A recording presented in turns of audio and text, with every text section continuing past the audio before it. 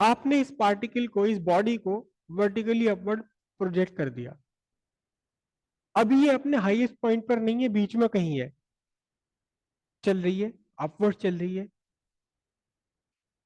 ये डाउनवर्ड आ रही है, हाईएस्ट पॉइंट को से ऊपर पहुंच के वापस नीचे आने लगी। तो क्या इसमें काइनेटिक एनर्जी है? क्यों है kinetic energy? Because it is in motion, it has kinetic energy due to its motion. लेकिन क्या इसमें ग्रेविटेशनल पोटेंशियल एनर्जी भी है? हाँ, ग्रेविट ये समझ लीजिए अर्थ सरफेस है और आपने इसे यहां तक भेजा। अब ये बीच रास्ते में है, तो यहाँ इस रास्ते में अपने हाईएस्ट पॉइंट पर भी नहीं है, अर्थ सरफेस पर भी नहीं है, यहाँ बीच में है। तो क्या इसमें ग्रेविटेशनल पोटेंशियल एनर्जी भी है? कोई ग्रेविटेशनल पोटेंशियल एनर्जी इसमें नहीं है।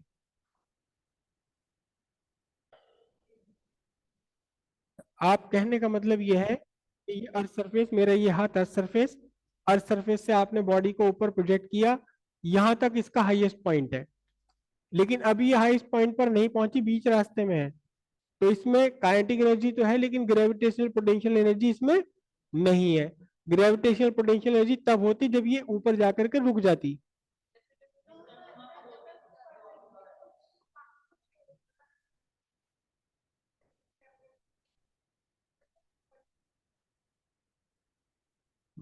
अब आप कह रहे हैं कि जब ये अपने हाईएस्ट पॉइंट पर भी नहीं है, नीचे है, तो इसमें ग्रेविटेशनल पोटेंशियल एनर्जी है, होनी चाहिए, यह है, होनी चाहिए, है, नहीं होनी चाहिए मतलब फिर ये बात है भाई, आपको पढ़ना चाहिए,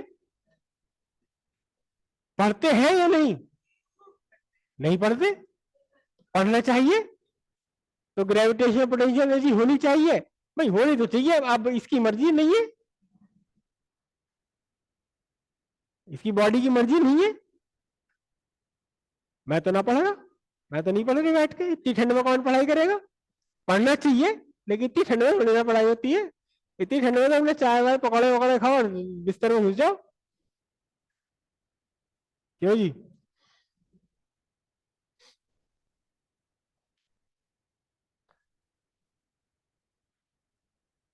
और एक्चुअली ये बिल्कुल ठीक है, बिल्कुल ठीक कह रही है। जब आपने इसे हर सरफेस से प्रोजेक्ट किया है, तो आपने एक सर्टेन काइनेटिक एनर्जी दी इसको। अब ये हाईएस्ट पॉइंट पर पहुंचकर रुक गया, तो सारी काइनेटिक एनर्जी खत्म हो गई। वो कह रही कि ये तो खत्म तो हो ही नहीं सकती एनर्जी, तो एनर्जी कहाँ जाएगी? एनर्जी खत्म नहीं हुई, एनर्जी अब इसकी ग्रेविटेशनल पोटेंशियल एनर्जी में कन्वर्ट हो गई। लेकिन केवल हाईएस्ट पॉइंट पर थोड़ी ना, हाईएस्ट पॉइंट से भी नीचे इसमें से काइनेटिक एनर्जी तो घट रही है ना। तो वो घटी हुई काइनेटिक एनर्जी जा कहाँ रही है? पोटेंशियल एनर्जी की फॉर्म में हो रही है कन्वर्ट। जैसे ही इसने अर्थ सरफेस से उठना शुरू करा, इसकी काइनेटिक एनर्जी कम होती गई, कम होती गई, ग्रेविटेशनल पोटेंशियल एनर्जी बढ़ती चली गई, बढ़ती गई, यहाँ पहुंचकर हाईएस्ट पॉइंट पर पहुंचकर सारी की सारी kinetic energy gravitational potential energy में कन्वर्ट हो गई। यह सिंपल सी बात है, जो भी अर्थ सरफेस से ऊपर है बॉडी, चाहे वो चल रही है, नहीं चल रही है, उड़ रही है, सो रही है, जाग रही है, उसमें वो ग्रेविटेशनल पोटेंशियल एनर्जी है कितनी? mgh। इस mgh फॉर्मूले में कहीं सोना, जागना, हंसना, रोना, चलना फिरना आता है? नहीं आता। मास है, जी है, और h होनी चाहिए आपकी बस, फ्रॉम द अर्थ सरफेस। तो ग्रेविटेशनल पोटेंशियल एनर्जी है ना इसमें। तो अब यहां आकर देखो कि ये बॉडी है जब ऊपर जा रही है, आपको इतनी सारी कहानी बताने का सिर्फ एक छोटा सा पर्पज है कि किसी बॉडी में एक साथ दोनों एनर्जी हो सकती है, पोटेंशियल एनर्जी भी हो सकती है और काइनेटिक एनर्जी भी हो सकती है।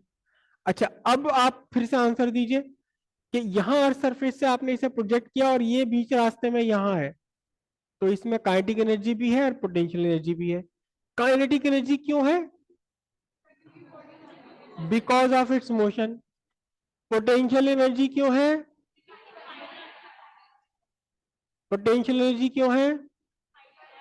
Because of its height from earth surface, क्योंकि अर्थ सरफेस से कुछ ऊंचाई पर पहुंच गई है, चाहे चल रही है, नहीं चल रही है, सो रही जाके, उससे क्या मतलब है? अर्थ सरफेस से सर्टेन हाइट पर है ना, तो because of its height from earth surface it has gravitational potential energy, because it has motion it has kinetic energy. तो इसी तरह सिंपल हार्मोनिक मोशन करते हुए पार्टिकल में दोनों एनर्जी होती है, दोनों हो सकती हैं। कुछ मोमेंट ऐसे होते हैं कि जहां पोटेंशियल नहीं है, केवल काइनेटिक है। कुछ मोमेंट ऐसे होते हैं जहां काइनेटिक नहीं है, केवल क्या है, पोटेंशियल। बाकी मोस्ट ऑफ द टाइम दोनों होती है एक साथ, कभी कोई ज्यादा कभी कोई ज्यादा। क्यों होती है? सिंपल सी बात है, काइनेटिक एनर्जी तो इसलिए होती है क्योंकि वो मोशन में है। और पोटेंशियल एनर्जी क्यों होती है? देखिए ध्यान से देखिए, जब यहां से चली है तो ग्रेविटेशनल फोर्स इसे नीचे की तरफ खींच रही है। ग्रेविटेशनल फोर्स के अगेंस्ट वर्क किया आपने, फोर्स इनटू डिस्टेंस, वही तो इसकी ग्रेविटेशनल पोटेंशियल एनर्जी है। तो जब फोर्स भी है और इसकी अपनी मीन पोजीशन, अपनी इक्विलिब्रियम पोजीशन से डिस्टेंस भी चल गया, तो इसका मतलब उसमें क्या है, पोटेंशियल एनर्जी भी है। ठीक है, बिल्कुल। हम थर्ड फ्लोर पर बैठे हैं तो आपके अंदर पोटेंशियल एनर्जी है। इनफैक्ट जो भी चीज यहाँ ऑब्जेक्ट रखा है इसमें पोटेंशियल एनर्जी है। कैसे पता लगेगा? यहां से कोई चीज उठा के नीचे फेंक दो, देखो सिर तोड़ देगी किसी का। रेत होगा तो अंदर तो चली जाएगी इसके अंदर। नहीं, रेत नहीं भी होगा, अगर ठोस फर्श भी है तो भी कुछ तो इम्पैक्ट करेगा वो, या तो खुद टूटेगा या दूसरे को तोड़ेगा, कुछ तो इम्पैक्ट करेगा। तो पोटेंशियल एनर्जी है। तो लिखते हैं हम heading, energy in simple harmonic motion. A particle executing harmonic motion may possess kinetic energy or both। अब हेडिंग डालिए आप, kinetic energy in SHM। The energy of particle executing SHM due to its motion is the kinetic energy of particle। कितनी है kinetic energy? Simple सी बात है, kinetic energy equals half M V square. Half M velocity कितनी है, A omega cos omega T whole square. तो क्या बना बोलो? ये बना half M A square omega square cos square omega T joule. एक तो यही आ गया आपका काइनेटिक एनर्जी का, एक तो फॉर्मूला ये हो गया। ठीक है, लेकिन इसको थोड़ा सा आप ट्रांसफॉर्म कर सकते हैं, मॉडिफाई कर सकते हैं। कॉस को अगर आप कन्वर्ट कर दे साइन में, तो 1/2 M A square omega square 1 minus sine square omega T. ठीक है, थोड़ा सा इसे और मॉडिफाई करें, half M omega square A square minus A square sine square omega T. देखना तो जरा, ए साइन ओमेगा टी क्या होता है? ए साइन ओमेगा टी क्या है? ए साइन ओमेगा टी है डिस्प्लेसमेंट वाई। तो हाफ एम ओमेगा स्क्वायर क्या बना, A square minus Y square joule. एक ही आपका फॉर्मूला बन गया। कभी ये काम में आता है, कभी ये काम आता है। अब हेड डालिए आप, पोटेंशियल एनर्जी इन SHM। लिखिए, the energy of particle in SHM due to its displaced position is its potential energy. अच्छा, अब इस पोटेंशियल एनर्जी को फाइंड कैसे करेंगे? देखो सिंपल सी बात है, ये अर्थ सरफेस से आपने यहां तक उठाया, तो इसमें कुछ पोटेंशियल, ग्रेविटेशनल पोटेंशियल एनर्जी आ गई। कैसे फाइंड करा था, कुछ याद है? आपने ग्रेविटेशनल फोर्स के अगेंस्ट इसे ऊपर उठाया, तो फोर्स लगाई, डिस्प्लेसमेंट दिया। सिंपल सी बात है, फोर्स और डिस्प्लेसमेंट दोनों एक ही डायरेक्शन में, तो दोनों के बीच का एंगल 0।